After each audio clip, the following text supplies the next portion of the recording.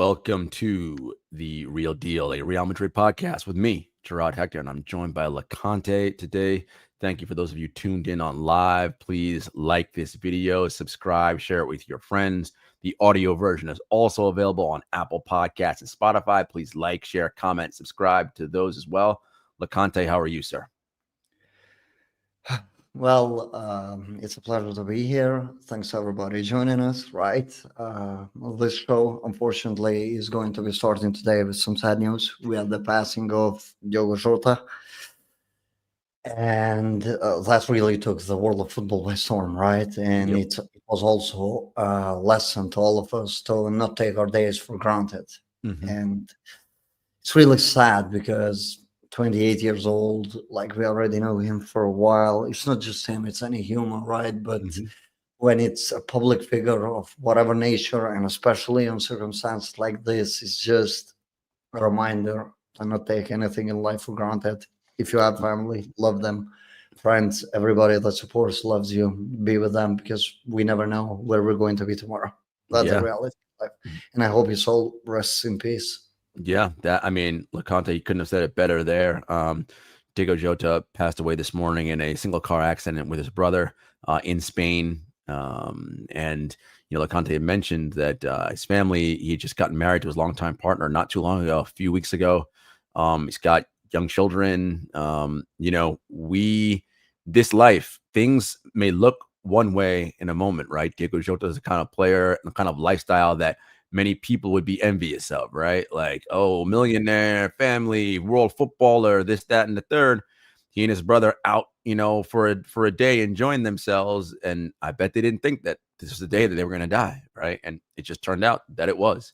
And so to Leconte's point, every day is a gift, right? There is a famous parable, and it's called the precious present, right? Like, and it's about understanding that yesterday is history and tomorrow's a mystery, right? We have no idea. That's why they call it the present, right? Because it is a Yes. precious present. This moment you're in right now is in many ways the only one that matters because we have no idea what's coming down the road. So rest in peace to Diego Jota. Condolences to his family. Quickly, the footballer, obviously great player with Portugal, won 2 Nations League titles, just won the Premier League championship with Liverpool this past season. A great young player, 28-year-old, not young anymore, but 28. That sort of like that next generation after Ronaldo in the Portuguese landscape. And, it's just really a shame from a footballing perspective. Obviously, Liverpool devastated and all of their fans and their club and players. And now, of course, the Portuguese national team, Cristiano spoke out about it, saying we were just together at the national team for the Nations League, right? Like a month ago. And now, right, here we are. It just doesn't make any sense. And that is the fragility of human life. Fragility of human life. Yeah. I don't like to touch upon this because very young kids, wife, family. So I don't want to touch into the accident at all. I just really hope that him and his brother are in a better place than here. Yep. So, and I hope that the mark that he's left is going to be cherished by his kids, by his family. And even though he's gone so young, he's done more than 99% of people are able of doing.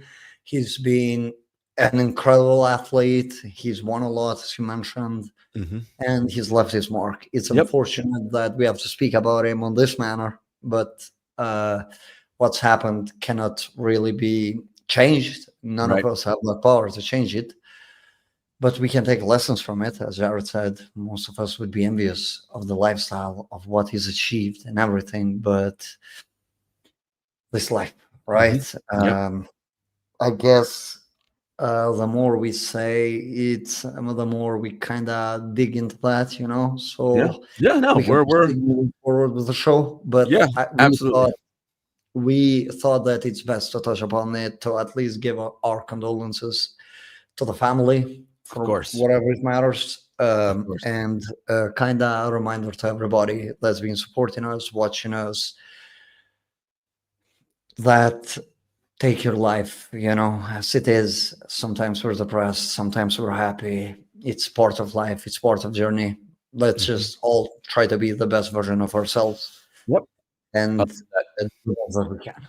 Be the best version of ourselves, and also be decent to one another, right? As human beings, right? It's not hard to be decent, right? No one's asking you to go out of your way, but it's not hard to be decent to other people, right? That's the big thing. So rest in peace, Diogo Jota. But yeah, condolences to his family and all those who are mourning his loss. All right, Loconte, we talked about this in our offline conversations about, we should start grading the players so far, right? It's been 4 matches so far under Xabi Alonso. And we said, okay, let's look at the grades and sort of grade players of how they're doing and, what's changed relative to what we expect from them and then what is being asked of them by Xabi Alonso in this new system. So I thought it'd be a great idea for us to do that, right? So we're going to go through the squad. I mean, it's going to be, guys who haven't played, they're not going to get because they haven't played, right? But it'll be the main people who we've seen in action during this FIFA Club World Cup, which, by the way, as a reminder, Real Madrid play this Saturday in the quarterfinals against Borussia Dortmund at MetLife Stadium in New Jersey here in the United States. All right, let's start from the back, Loconte, and work our way forward. Yeah. So Thibaut Courtois, arguably the best goalkeeper in the world. On a scale of 1 to 5, where do you have him? Not much to do. That's a new thing for us to say. Not much to do for Thibaut. Was bad first game with the ball. He was hoofing it a lot, but you can see that he's coming along with playing the ball out, taking a little bit more risk. Even he himself acknowledged that he's made a few errors when it comes to playing the ball. So on scale of 1 to 5, given the workload being a lot less when it comes to saves, at least for the most part, he's pulled a few, don't get me wrong, but because he's pulled a few, I want to say like 3.5 out of 5 would have, and I'm hoping for improvements on the ball, and you can easily get to that 5 out of 5. Yep. I give him a 3.5 as well, and it's for the reasons you said, mainly that him on ball is still a work in progress, right? It's not poor by any stretch of the imagination, but it's not where it's going to be. And let's be clear, it's not that ill. I don't think he's ever going to turn into the best goalkeeper in the world with the ball at his feet, right? I don't think that's going to be. He's not becoming an earlier. Yeah, correct. But he's going to be better than what he is right now, and what he is right now isn't even that bad. But I think there's another level he can get to, and I think with the way that we're more compact offensively, it's giving him less work to do, which will, I think, preserve him a little bit more going forward in his career. So I'm with you, 3.5. All right, let's go with the defenders now. And I'm going to start with the man of the hour, the chill guy, Mr. Dean Howson. Oh, Dean. Impact alone makes him a 5 out of 5. Just the impact alone. His ability on the ball, but surprisingly enough, especially when we shift to the 3 at back, he's very good at reading the channels, very adaptable. So an easy 5 out of 5 for me. I don't even doubt that. I think that he's been team's best performer overall because you haven't seen a drop off at all happen with him, and you have just, as the team improved, you just saw his level just up and up as the teammates were getting adjusted to everything that he does. So to think that now we're talking about, we finally found a guy that can kind of get the tempo off like Cruz, and that's coming from the center back. He can push in the midfield. Basically kind of jack of all trades type of player, but I wouldn't say he's master of none. He's master of a lot. There are a few mistakes, but for the most part, 5 out of 5 for me, relatively closest to perfection. Yeah, I'm gonna give him 4.5 out of 5, only because he's not quite perfect yet, right? As you mentioned, sometimes, right, he's a little bit caught out sometimes positionally, right? And if he's 5 out of 5, then that means I think he's already in the conversation of the best center back in the world, like top 2 or 3. And I don't think he's quite there yet. We're close. He's getting up there, right? We talked about this before. The ceiling for him that's the conversation. You know how it is about Virgil van Dijk? It's automatic, yes, best center back in the world. This is going to be Dean Howson very soon. It's just going to be an automatic best center back in the world. He's fantastic. Love him. All right. I gave him a 5 out of 5 strictly due to the impact, to be honest. Because normally 4.5 out of 5 would have been it's a more fair rating than a 5 out of 5. Oh, he is. I mean, for sure, I've been our best player, and I mean, is there anybody else back there who marshals that back line that he's the outlet? Everybody gets the ball to Dean and let Dean start it, right? Like so, he is phenomenal, and He's only 20. He's going to get better, folks. Like once he has more reference points of scenarios and games, those little moments where he's caught out and all that, gone, right? Like he's going to be excellent. All right, Trent Alexander-Arnold. Oh, Trent is a very hard case, right? Because he's played technically we can even say 4 different roles, because against Juve for the first 30 minutes he was asked to hold the flank on his own, literally all on his own. But then we saw him in the first game against Halilal inverting completely. Then against Pachuca, he's kind of in the middle between stretching the pitch and also inverting. Pretty hard role. He's adjusted well. His assist for Gonzalo, beautiful. The way how he's trying to find the other players, he switches everything. I would like to see him take more set pieces duties, which I've been kind of disappointed with not seeing that. Alonso knows better, obviously, from a training who's better at that. I would like to see more of Trent on that end of things, but I would say a solid 4 out of 5, because I'm surprised that he's been better than I expected defensively. He's being asked to move around a lot, and because of that, I went with 3.5 out of 5. Only because I think Xabi's still trying to figure out what's the best way for us to deploy him. And as we know, Xabi is going to be flexible and versatile, not just match to match, within the one single match itself, as we've already seen during this Club World Cup. And I think because of that, and this is no fault on Trent, this is anybody. If I ask you to do something for the first 20 minutes, and now for the next 40, I want you to do something totally different. And it's a lot of back and forth, back and forth, back and forth. And as he gets more comfortable with that, he will be even better. I'm not worried about Trent. I think he's going to be fine. He's much better than advertised. I think defensively, look, he's not Danny Carvajal, right? Like knows of a defender and all that. He's not going to be Carvajal, that's for sure. But he's better than I think people admit. And look, there are some things that catch him out there, right? Straight line speed, if he's in a foot race, that's an issue sometimes, right? He's going to get beat, right, by super speedy fast wingers and things like that. But I don't think he's as bad as everyone's made it out to be now that we've seen it up close and personal a few times. He seems to be like relatively Marcelo levels, which is more than good enough considering that what Marcelo has given us. I was more afraid for the 1v1s, but he's not really facing a lot of problems on 1v1s and getting shredded as we use. So again, goes back to the system, right? Because he's less in those positions, therefore he gets beat less. He has less to think about. So yeah, absolutely. Trent, I gave him 4, but 3 out of 5. I think it's more than 3.5. Yeah, I give him 3.5. So not even a full 3.5. So he's right, just a half point behind you. All right, Raul Asensio. Very tough to grade. He had hard role, because we can see that even Rudiger is showing glimpses of how hard the role is. So maybe we have been a little bit rougher on him than we should have been. But I still think those mistakes were fully avoidable. He had no need to make the contacts.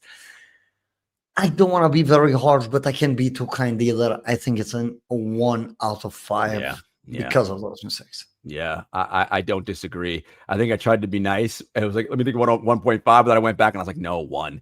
Because in a sport like football, where one goal can make all the difference, when you commit those kinds of penalties in the box, like you're putting your team at a complete disadvantage right from the jump. And in the one game, we were down to 10 men, right? Like that, you just cannot, right? You cannot do things like that. You just can't. And those types of, I like his aggressiveness and his willingness to do what is necessary, but there needs to be smarts attached to that, right? And you cannot be rash, right? And I think some of that rashness needs to get coached out of his game. And I think, it will over time. Yeah, I think experience will happen. I think some time on the bench will happen. To your point, which I think you made it earlier, I think that because of the situation last year where we had no choice and he had to play, maybe, I don't want to say it's not lazy, but maybe he got comfortable thinking, oh, this is my spot. I am one of the center back starters, right? And it's mine to lose, basically. Yeah, correct. As opposed to, hey, man, we just signed somebody new who clearly he's an undisputed starter, and healthy Rudiger, Xabi's going with him over you. So, right, I think he's going to sort of come back down to earth a little bit and be like, okay, let me get back on my grind, get back to working on the mental side of the game and understanding what's right and what's wrong and how to do the right thing on the pitch. but I still think he'll be a very valuable and useful player for us going forward. Yeah, All right. same.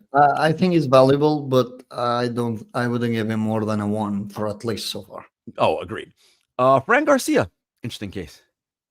Fran is tough because he does some things very good, and he's so bad at some other things. He's like there's no middle. Because I kind of want to give him a middle ground of rating, right? Mm-hmm. But he just doesn't have a middle. I think that he provides a good environment for Vini. Yeah. But I also think that some of his limitations, especially when it comes to defending, scanning, and dribbling, just play a huge role into the way how we want to play, especially with Xabi putting a lot of central emphasis.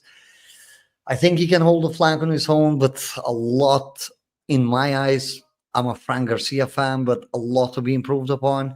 So I want to say 3 out of 5 because I still think that what he gave us against Juventus and Salzburg, and also the first 2 games, weren't too bad to lower the rating badly. But against Juventus and Salzburg, we saw a better version of him and a player that's growing. So I want to say a 3 out of 5. I agree. I gave him a 3 out of 5. He came out and said after the last match that Xabi's 3 out of 5, 3 at the back system suits him better because it allows him to advance, as we know, up the pitch. Look, he isn't perfect, as Loconte said, but there are things he can do. And in this system, Xabi can highlight some of those things and make it better than it often looks. And again, I do believe we're going to sign another left back. I do believe we'll sign Carreras, but I think Fran will be a valuable squad member when we want to rotate. And I think we won't suffer as much within this particular system. Fran has shown that he can say. Is there music on behind you or something? I'm getting like music coming. Oh, you can hear that? Yeah. Okay, my apologies, because the window is open. Just 1 second. I'm gonna need to mute. Just 1 second. No worries. Yeah, Fran is he's a quality squad player, guys. I really think that he is someone, again, with Xabi's flexibility and his tactical versatility.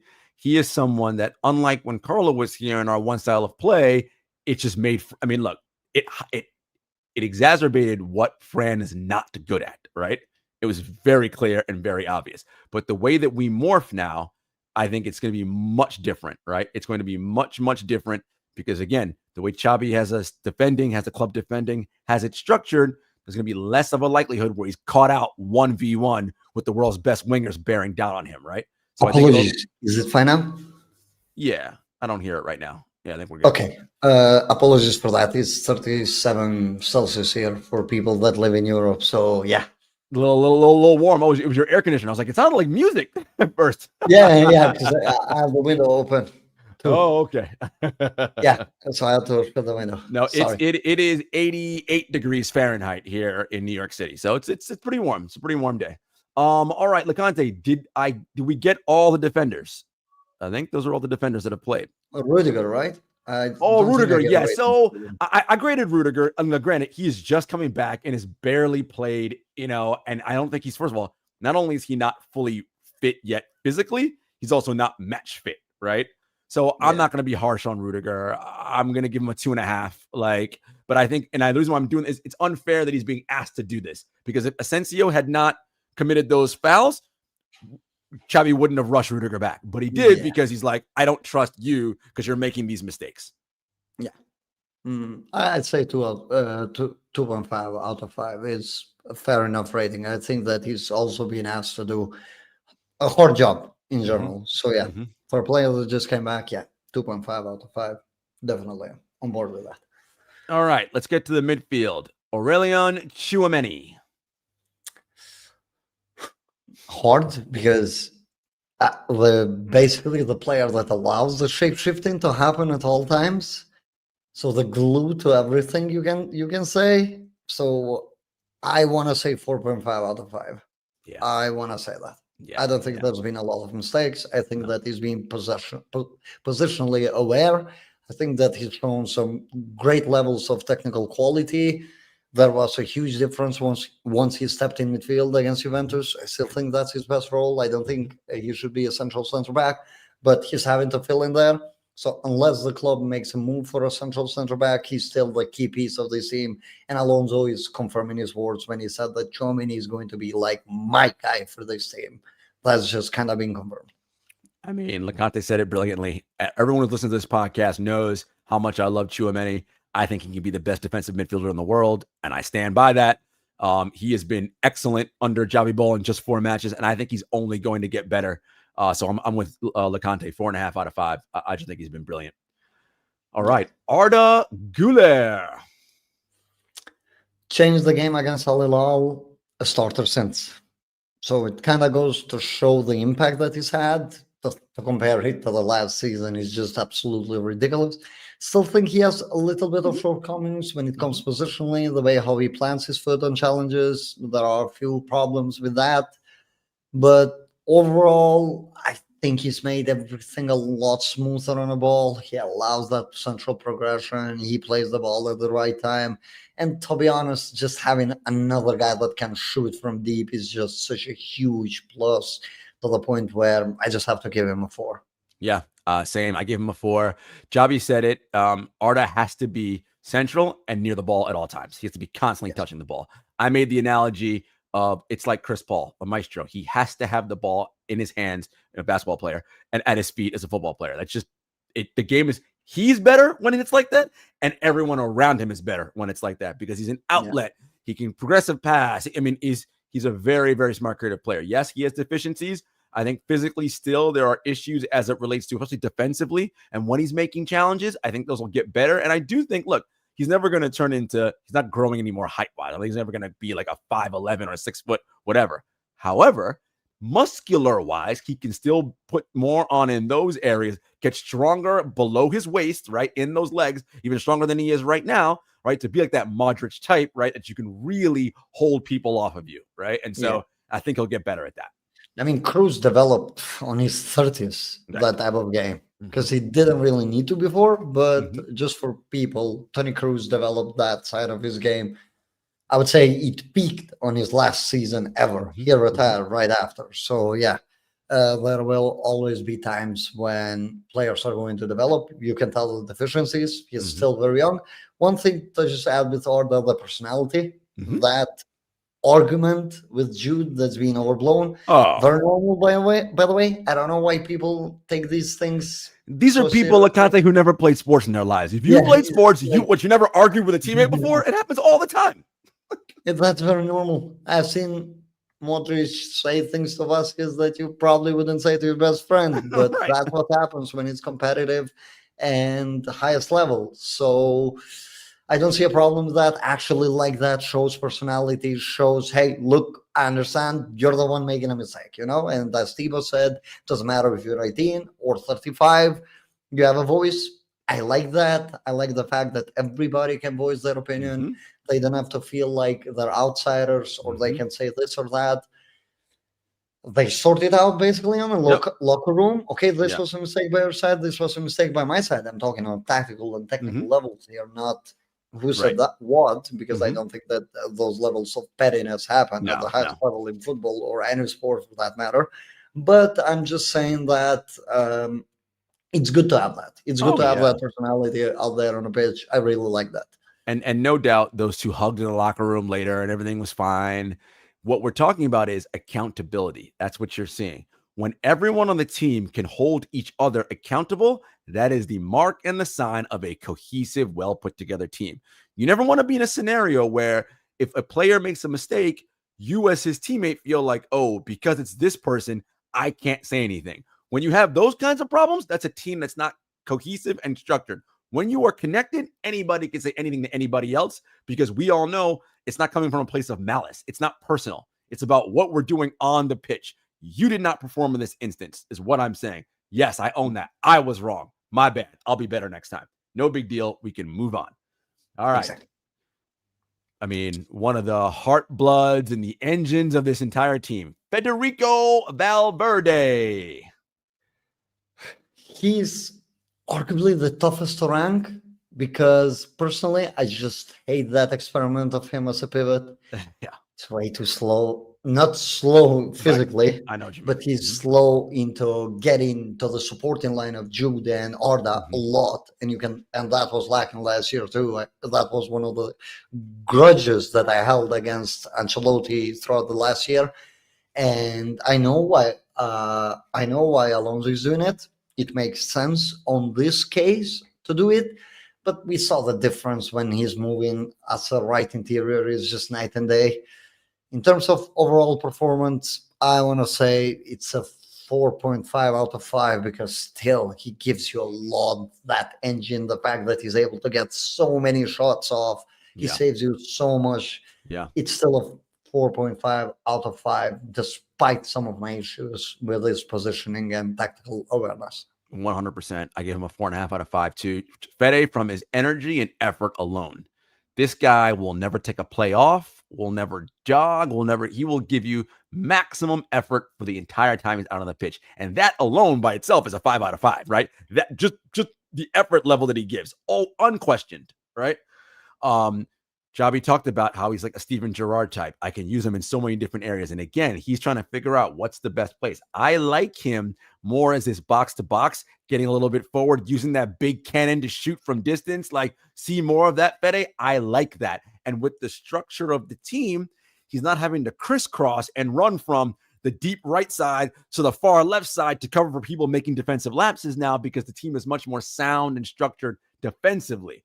And what that means is that will save his energy in his lungs for when we have those counterattacking situations where someone's out of, then okay, I can make the run back and cover for Trent if I need to, or what have you, right? As opposed to, I've been doing this literally all game long, nothing but putting out fires. So I love what Fede's doing.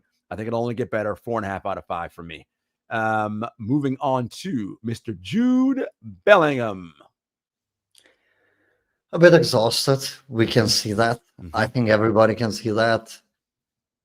Again, Jude is facing that.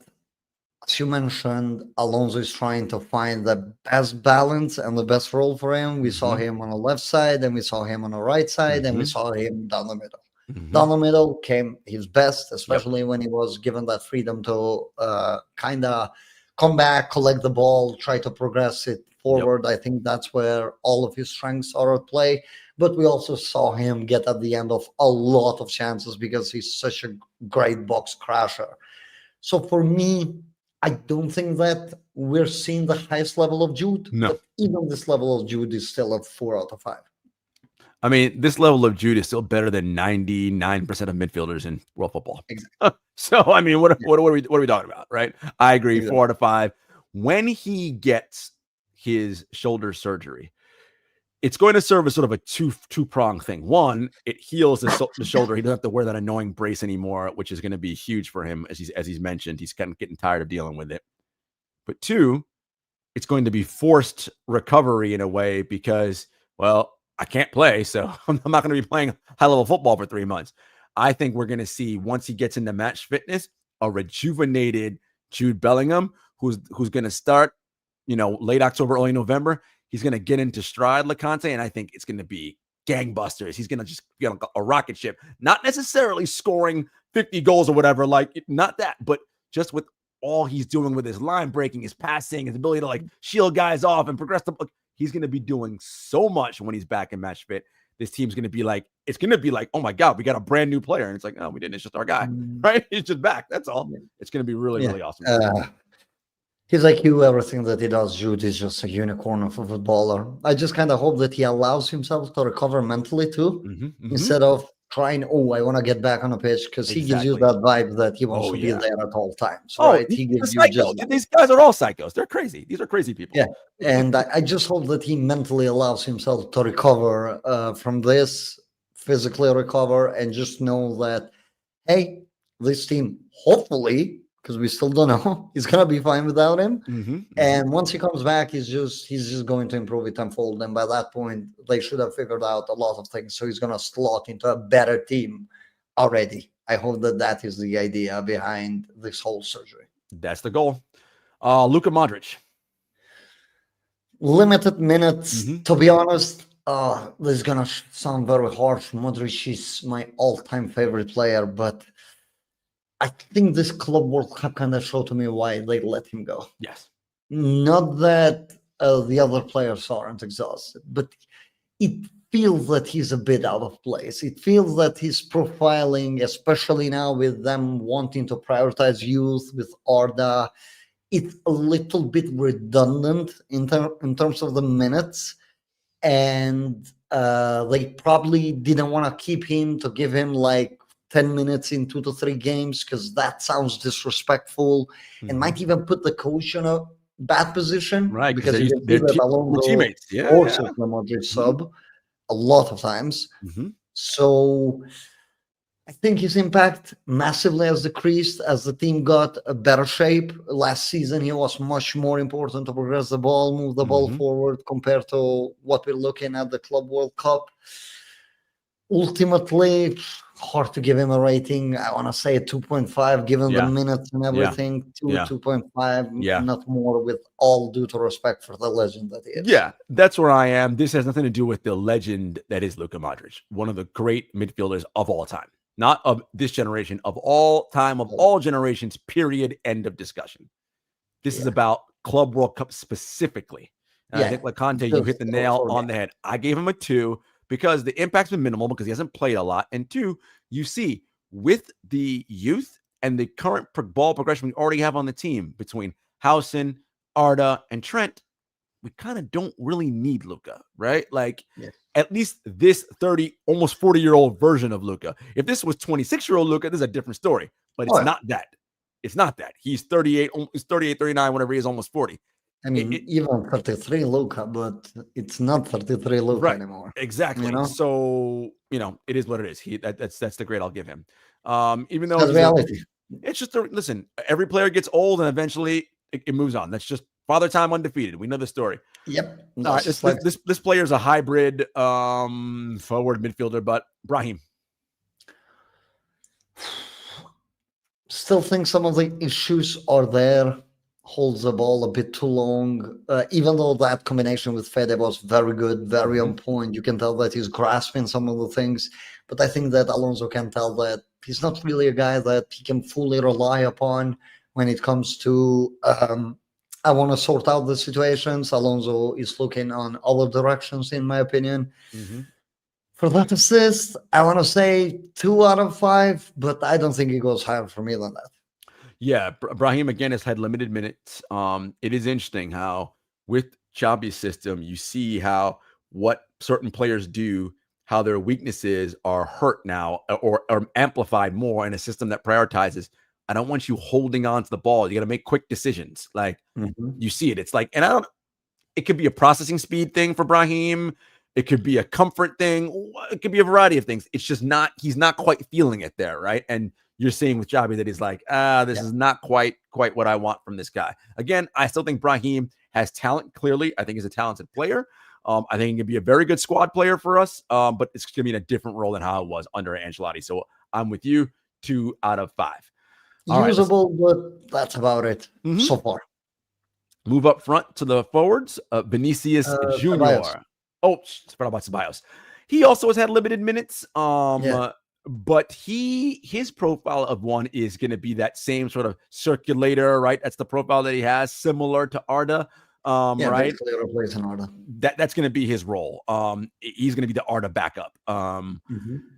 Look, if he's happy with that role and he's healthy and he gets consistent minutes as the backup, because it doesn't seem like Arda's going to get a lot of full 90s this year, right? Just from a physical standpoint. Yeah. I think that'll be actually good for Ceballos because he's the kind of player, Loconte, that needs constant playing time to stay in form. When he sits for like a month, it's disaster when he gets back on the pitch, which is true for many players.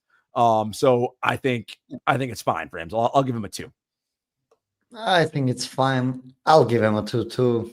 Limited minutes, limited impact, nothing extraordinary for him. But yeah, I think he's shown that at least he can adapt to these circumstances. And Alonso seems to like him because he's talked about him a bit. So if the coach likes him and believes in him, why shouldn't I? So with performance wise, yeah, 2 out of 5. But yeah. Yeah, he's going to be a squad player. All right, Vinicius. Oh, first game, we go on post live. All the comments are Vini, Vini, Vini, Vini, Vini. Okay. like took one game. Yeah, And yeah, that first game was damaging, but even on that post game, I don't know if you remember, I noted that Vini was doing the correct things. He just wasn't executing them well. But that execution is coming. Slowly, but it's coming. You can tell that there's a bit more pause. There's a bit more to his game right now. And lo and behold, he doesn't have to dribble against 5 players. So his energy is being conserved a lot better. Vini's enjoying himself. You mentioned this when Vini smiles, team smiles, and you can tell that he's just gone up a level. I want to say 4.5 out of 5 because to be a 5 out of 5 on my books as team best player, how I see him, I would have liked to see a little bit of better shot generation, which I'm yet to see from him. I'm yet to see him just find these angles to get those shots off. So I think that's what's stopping me from giving him a 5 out of 5. Yeah, I gave Vinny a 4 out of 5. Yes, that first game was not good, but he, as you pointed out, he was making the right moves. Execution was poor. It got better in game 2. Better in game 3, right? Like we're starting to see it now. It's coming, and he's understanding what it is Xabi wants from him. I mentioned that in not the last game, but the Pachuca game, I believe, or was it Salzburg? It might have been Salzburg, where you listening and you could hear Xabi screaming, "Vinny, Vinny, Vinny!" Like literally for like 10 minutes, telling him what to do. And many people might think that's a bad thing, but I suppose, or I posit, no, that's a good thing. The best players in the world want to be coached, right? They want to get better. And Vinny is looking at this guy and saying, no, this guy wants me to be better. He's got ways to get me better. I'm in full board on this. And again, with the ability to do his Travella passes now and all the different things that he's doing, move him up centrally. He's understanding the different pockets of space where he is the most effective and what to do in these pockets. I could dribble 1-on-2 right now, but why should I? Pass the ball back out. Let's reset, right? Like he's understanding now. Here's the best way to conserve and utilize my energy. The worth of the ball, I want to say it's become more of the thing with him because back then he used to be a little bit more rash and reckless with the ball because he had to do so much, also not worthy. But now getting a team that just gives priority to having the ball, he's also giving priority to that. Instead of rushing the place, you can tell that sometimes he's waiting for his teammates. Yeah, I had him at 4.5 out of 5. You have him at 4 out of 5. I think both are fine. It just depends on how you perceive it, right? Yeah, absolutely. All right. We'll have to talk about this player eventually. And we'll probably talk about him again at the end of the show. Mr. Rodrigo Gosh. 60 or 70 minutes first game, sat out the whole second game, came off the bench to preserve Vinicius on the third game, and 0 minutes on the fourth game. So, like I had mentioned, even before the season had started, doesn't fit what Alonso wants out of an attacker at all. People are trying to convince me that he does. Could be club politics to try and force him out too. We have seen Madrid do that. I don't really know whichever it is. In terms of rating, I'm simply going to give him a 0. Literally nothing from him. From all the minutes, every player can qualify for even a 1. I don't think that he can. I don't think that he's done anything that I could remember outside of that assist. You really want to count that as an assist, considering that 4 moves were pulled before he had to put the ball into the box, which at that point was the easiest move to be made at that point of the attack. And maybe I give him a 1 for that. Actually, I'm going to change it. I'm going to give him a 1 because he has 1 assist. Normally, 0 is too harsh for somebody with 1 assist. But yeah, don't see it going anywhere with him. Don't see his situation improving. Look, I think it's been pretty bad. I cannot disagree with anything that you just said. There's no disagreement here. It's just a factual statement. I gave him a 1 because I'm like, look, you had an assist. I can't say you're a complete 0, but his impact on this club is pretty close to minimal when he plays. I've talked about it before. He's not fast enough to be a winger. He's not strong enough on the ball, right? Because he gets dispossessed way too easily for someone of his quality. And he doesn't finish in front of goal. So with all that being said, where do you play a player like that? In the comments, we have Bashar Abdumal saying, do you think Rodrigo can slot as an 8 in the current formation of Jude? Absolutely not. No. Absolutely not. Like, no. He can't. Doesn't have the physicality, doesn't have the tactical ingredients to do the role. Will get brushed off. Like if we spoke that Arda is weak, Arda is way more important than Rodrigo. So it's just, I always say, he just doesn't fit, doesn't complement anybody. This is not really, maybe we could make an argument that him and Mbappe might have worked in some circumstances, but I don't think that you have a coach that's willing to shape-shift everything to get Rodrigo and potentially see if I can get double digits goals from him at best. Right, at best. Actually, I want to say double digits goal production, because even for goals, he just doesn't generate enough shots by himself to be able to, for you to actually do that for him. So on this team, with Alonso as a coach, even with Ancelotti, to be honest, just it's not complementary piece. It's not even his fault at this point. I just think that it's just what he is as a player that he doesn't fit. It's what it is, man. The belle of the ball, Mr. Gonzalo Garcia. Well, I'd mentioned it against Pachuca. If you remember, I said that this guy seems to be trained by Raul, right? Lo and behold, Alonso goes and says the same thing, but one game after. And I'm like, yes, he's actually, I mean, look, I don't want to put pressure on the kid because the next Raul is like I was robbed of a Ballon d'Or, literally. If you're too young, Michael Owen got that Ballon d'Or, even though Raul should have taken it. But Raul used to be this versatile. He's played like a number 9, second striker, right winger, left winger, number 10, whatever you could say, whatever position you wanted, Raul could do it, and Gonzalo seems to be that. That's what Alonso means when he says that he's reminiscent of Raul. It doesn't necessarily mean the technical quality. Right. He means more like the versatility of the player that you're getting with him, where you see that we end up with 10 players, he goes wide. We have 11 players against Juventus. Juventus is sitting deep. Alonso even said that was unexpected. We didn't expect that. So he's going very high up. So he's changing his role comfortably and even got the winning goal. 3 goals and 1 assist. What can you say? Like, I don't have anything bad to say. I know that one game he's played only 45 minutes. If you want to call that damaging, I'm not going to give him, because I have Dean as the best player, but 4.5 out of 5, definitely. Yeah, I give him a 4 out of 5. I just think he has a profile that we need at this club. Sid's talked about it. I've talked about it. You've talked about it. He makes the runs that strikers know how to make intuitively, because that's the position that he plays. When he makes runs, it is not necessarily for him to get the ball and score. It's for the team to be in the best position. Oh, I see Vinny coming in this way. Let me drag a defender away with my run. That's just football IQ, right? He just has. Oh, by the way, that last goal he scored, guess what it was? A header. Look, he's 6 feet tall, so he's not 6'4", but 6 foot with decent leaping ability. He's a box target, right? He can head balls into the goal. Like, listen, I love this kid, and he clearly cares about the club in that way that Lucas Vasquez, Nacho, all these guys that came from La Fabrica, excuse me. Well, Freudian slip there. Did not mean to say that other horrible place. La Fabrica, right? He believes in this club to such a high level and wants to bleed for it so badly. We need players like that in this squad.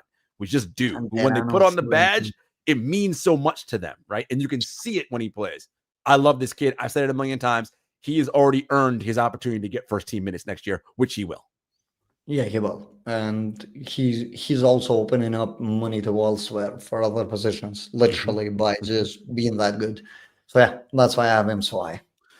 Mr. Kylian Mbappe. Oh, unfortunate events for him with getting that food poisoning, right? Like, to the point where he got hospitalized. I don't know what the hell happened there.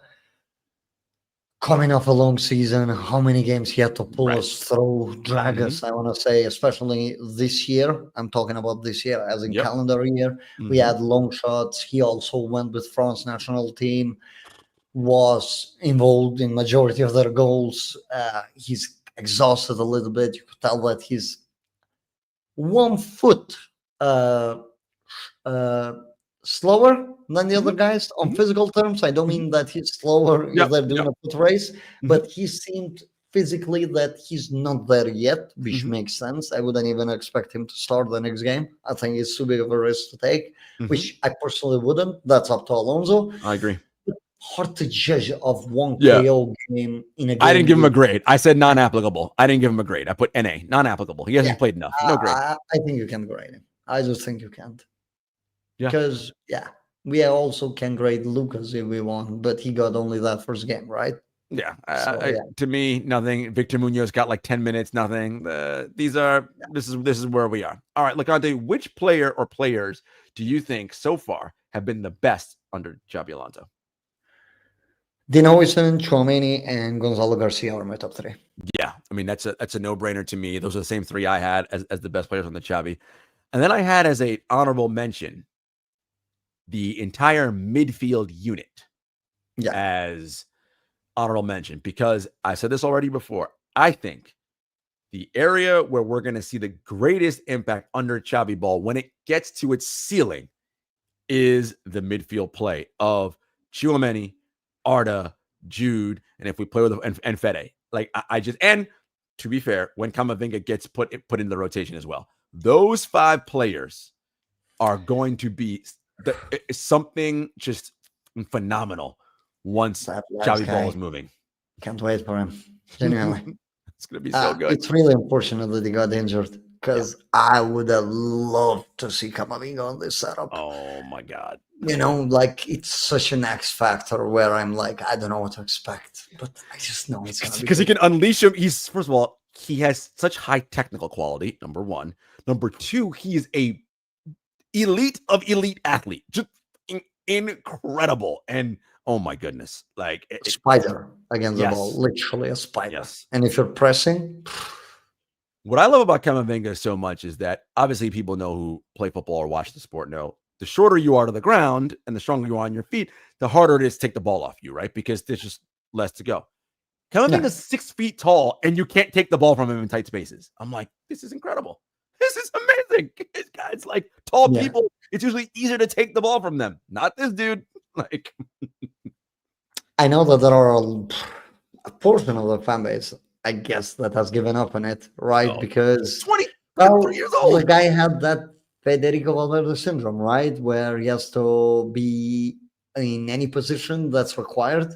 Mm-hmm. Chouamini has suffered that too, Mm-hmm. to a certain degree, but Camavinga and Valverde have definitely suffered more, where they have to be in more uncomfortable spots. So therefore, that's just normally going to drag out your development as you're trying to learn a million things in a quick, short span of time. Mm-hmm. We had a point where we were calling him our best left back, and now Correct. people are like, "Well, we should play him at left back," and I'm like, "No, he's just a very good midfielder. Just go and buy a left back and let the guy actually become what he's supposed to become." Because how I see Camavinga, I don't just see him as to call him like one of the best midfielders in the world, right? Yeah. Like 5 years from now, I see Camavinga as somebody that I'm saying, this guy is potentially an all-timer, like at least potentially an all-timer. That's how I perceive him. That's why I want him in midfield. Xabi is Yep. going to figure out the best role. Mm-hmm. Is that going to be as the pivot? Is that going to be in a double as the guy that moves forward or as the guy that stays back?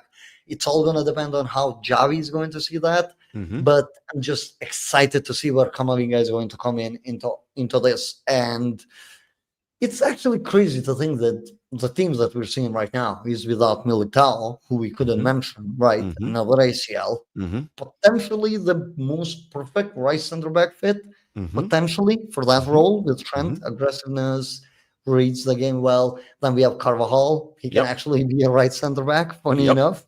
Yep.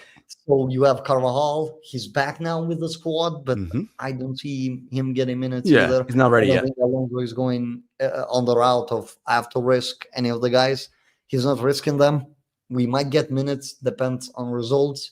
But I think that all of this is preparation for La Liga for next season, Yes. which I'm hoping great things.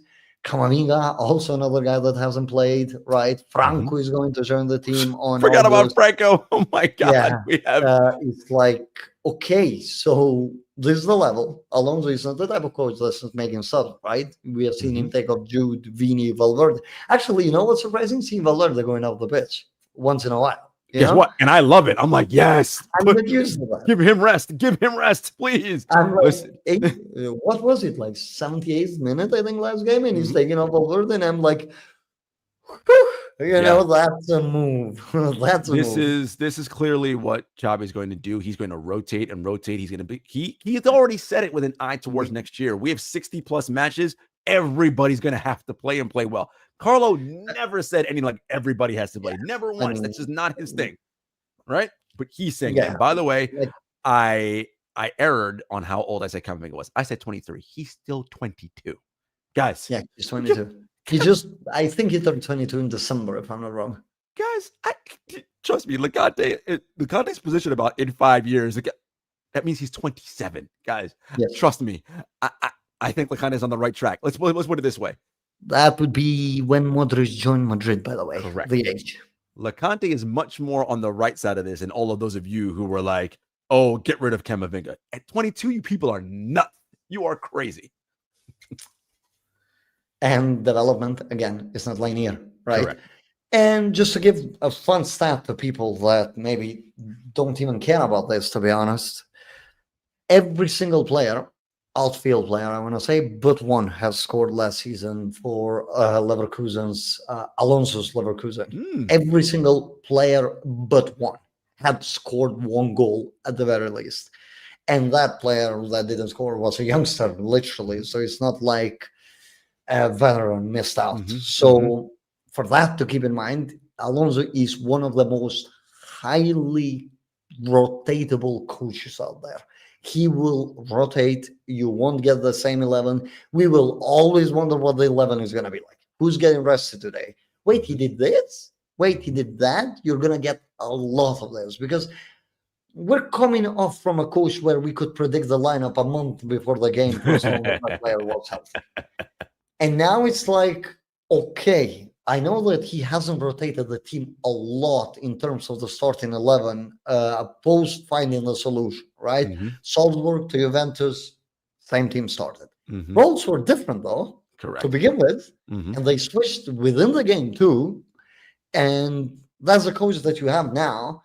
And the more flexible the players are, and on the better physical state that they are going to be, the more minutes they're going to play, and the more they're going to flourish. And of course, there can be question marks when it comes to Camavinga's health, right? There's been some injury concerns with him and some injuries that have kept him out for months. Usually, actually, with him, it seems to be like an injury that keeps him out in months. I think it's a bit with the play style. Too aggressive. You would imagine that he carries that with himself on the training ground too. I know that Tchouaméni injured him at the start of last season on the training ground leading up to the UEFA Super Cup. I know that happened, and it kept him out until like late October, if I'm not wrong, probably start of November. So we don't really know what happens, but I would say that his aggressiveness is also something that's going to need to be tempered down on the way how he uses his physicality. When I speak about Camavinga, I just speak about what I see that he could become rather than what he is right now. And there is such a big upside to it, to the point where I wouldn't give him up for anybody. If you came to me tomorrow and said, oh, hey, look, the guy that stole the Ballon d'Or, I mean, Rodri, is going to play for Madrid, but you're going to give up Camavinga. Look, Rodri is not old, right? He's like 29 max. No, thank you. For sure. So Rodri, sometimes if you go on my Twitter and search his name, he was somebody that was playing for Villarreal when I wanted him for Madrid. So that's a long ass time ago. But right now, I wouldn't give up Camavinga. And it's not because I'm thinking of today for today. Right. I'm thinking of squad age, Mm-hmm. coach age, Mm-hmm. how long I actually see Alonso saying for, the contract that Alonso got, the way how the team, the structure of the whole club is being Yep. reshuffled with him. So I think that we have a long-term thing coming here. I'm not I saying that agree. you have a Sir Alex Ferguson, but I'm saying that you have a coach that's going to finish his cycle at the very least. And Yep. I want that cycle to be with Camavinga I as agree. one of the cornerstone players. That's how I see it. I I'm not agree going to 100%. No disagreement with me here. Everything in unison agreement. Team Camavinga all the way.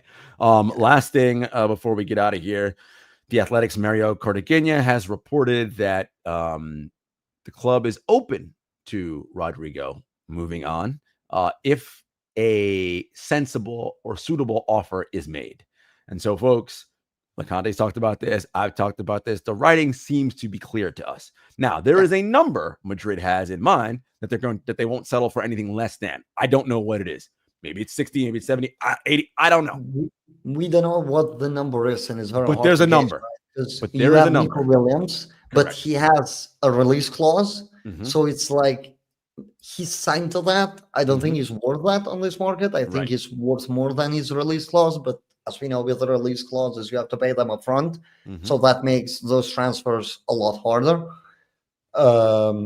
Lau hasn't moved as of yet, so it's hard to price him. Right. Luis Diaz hasn't moved as of yet, hard to price him. Darwin Nunez, he And moved yet? talk about the I don't Diogo think so. Jota thing, Right, right? right. So Luis Diaz might not move at all from this point on football perspective, right? Because those things also change the roster dynamics.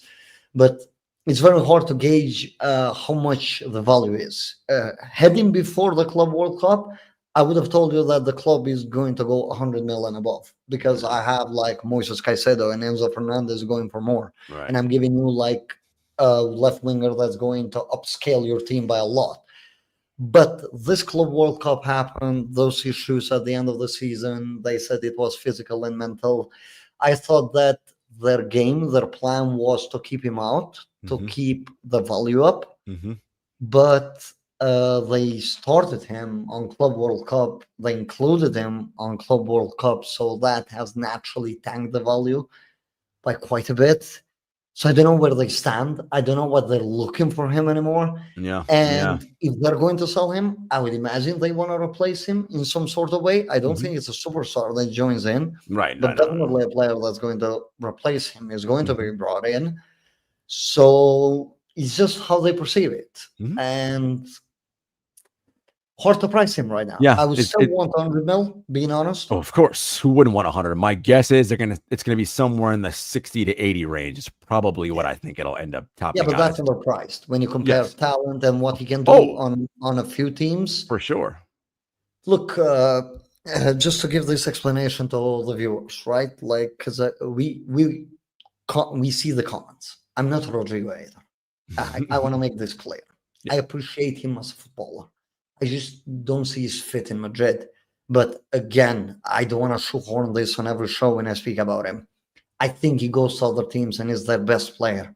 That's just not the case in Madrid because his role, his profile is redundant. That doesn't mean that he can't upscale other teams and up their ceiling, make them Champions League contenders by just being there. Arsenal is one of them where I think that if they had a Rodrigo on that left side instead of Martinelli, they would be looking much better. But that's because the squad is kind of built into fundamentals that Rodrigo would fit better. Right. They would give him a better footballing environment. But if you're selling him, let's say for 60 to 70 mil, and let's say that you're deciding to buy a center back, right?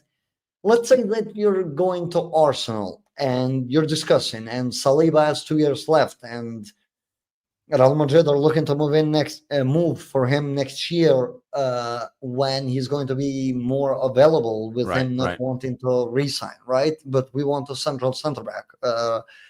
So if we want to go with 3 at back, we want a central center back that actually fits that. So do you go there and you tell them that, hey, I'm going to take your 27, 28 years old center back, and I'm going to give you a 23, 24 years old winger that's going to elevate you by a lot. I think that in terms of squad building, Saliba is more replaceable than a Rodrigo would be for Arsenal, right? Yeah. But now we have tanked his value. Yeah. No, I think that's pretty much clear. The other thing I'll say as we wrap is not just in football. Everyone knows I cover the NBA and have for a long time. Fit matters to 99.9% of players that play professional sports. Your GOATs and greatest of all times, it don't matter where they go. They're going to be great regardless. LeBron was going to be great wherever. Kevin Durant was going to be great wherever, and so on and so forth, right? Kylian Mbappe, doesn't matter. He'll be great wherever. But certain players, the majority, need to be in the right environment for them to reach their ceiling. Madrid, how it is currently constructed, is not the right environment for Rodrigo to reach his maximum ceiling. It just isn't. Arsenal, a much better place to Loconte's point, where that could happen. And by the way, I would love that to happen for him because I want to see him do well. Yes, for him, yes. Obviously, that makes a contender, right? But you're going to make a contender. You can send him to Saudi, right? Because he's not going to go there. Right. Would I love that? Well, not for him, but kind of not to have to go against him, right? Just the fear. But do you hold on in that player because you believe that he makes the other team better while he's not getting minutes and his value keeps decreasing and he's going to be unhappy and that could shift dynamics? I don't know. Transfer window for once for Madrid feels very wide open. We're going to do a lot of shows post Club World Cup, very likely, discussing either signings, potential signings, as you mentioned, profiles that are going to fit in. This isn't about, are we going to sign a center back, for example? What sort of center back do we want to pair with Dean Huijsen as one example? What sort of midfielder would we want to sign if we want to sign a midfielder? What sort of attacker do we need that's going to be there? Because we have to evaluate everything. Like you said, LeBron is going to fit in every team, but there's one LeBron, right? There's one Kylian Mbappe. That's 0.01 percentile of players, I want to say. So there are all-time greats that have also suffered from just being misprofiled or playing on teams that are not properly profiled. Even the later years of Zinedine Zidane, you could say that he played better for France than for Madrid because he was in better circumstances for France than he was for Madrid. Like, that's factual. Because of the profile. And I'm talking here about one of, if not the greatest midfielder of all time. So, for Rodrigo, for the sake of him, I think he needs to find a new destination. I think there's an internal battle. We're going to see how all this story is going to evolve because I think it's going to evolve a lot. Yes. Stay tuned, folks. This is not over, right? I don't expect anything to happen until obviously post-Club World Cup, perhaps sometime in August, just right before, the beginning of the new season. All right, folks, Sid and I will be back on Saturday immediately following or within 10 minutes following the final whistle of the quarterfinal match between Real Madrid and Borussia Dortmund in the quarterfinals of the FIFA Club World Cup. Again, for those of you who have joined us, thank you so much who are live. Please like the video, subscribe, share with your friends. If you like the audio-only version, we're on Apple Podcasts, Spotify, wherever else you get your podcast. Like and subscribe there. And for Loconte, I'm Jarod. We will see you guys next time. Peace. Take care, guys. Bye.